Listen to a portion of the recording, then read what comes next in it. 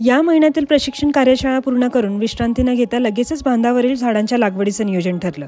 शाश्वत शेती करायची म्हटलं की एकात्मिक शेती प्रणालीनुसार आपण एकाच ठिकाणी भाजीपाला शेती, गांडूळ खत निर्मिती व्यवसाय व आता बांधावर फळझाडांची लागवड असा सेटअप तयार करतोय। विशेषतः विषमुक्त भाजीपाला पिकवल्याने मानवी आणि मातीचं आरोग्य मला जपता येईल, गांडूळ खतामुळे मातीच्या संवर्धनासाठी इतर शेतकऱ्यांकरता काम करता येईल व सगळ्यात महत्त्वाचं म्हणजे फळझाडांमुळे माझ्या कुटुंबासोबत पशुपक्षी यांना देखील फळांचा आस्वाद घेता येईल। सोबतच उत्पादन तर मिळणारच आहे, परंतु सृष्टी देखील मोठ्या प्रमाणात सुकावली जाणार आहे।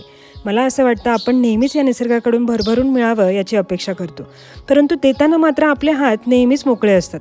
परंतु आता वेळ आली आहे मानवी, मातीचं आणि सृष्टीचं आरोग्य जपण्याची। एक जबाबदार नागरिक व जबाबदार शेतकरी म्हणून आपण शाश्वत शेतीमध्ये उतरत असताना नक्कीच या समाजाचं देणं म्हणून आपल्यासोबत आपल्या सृष्टीला देखील जपलं तरच भविष्यात घातक ठरणाऱ्या गोष्टी नियंत्रणात आणता येतील।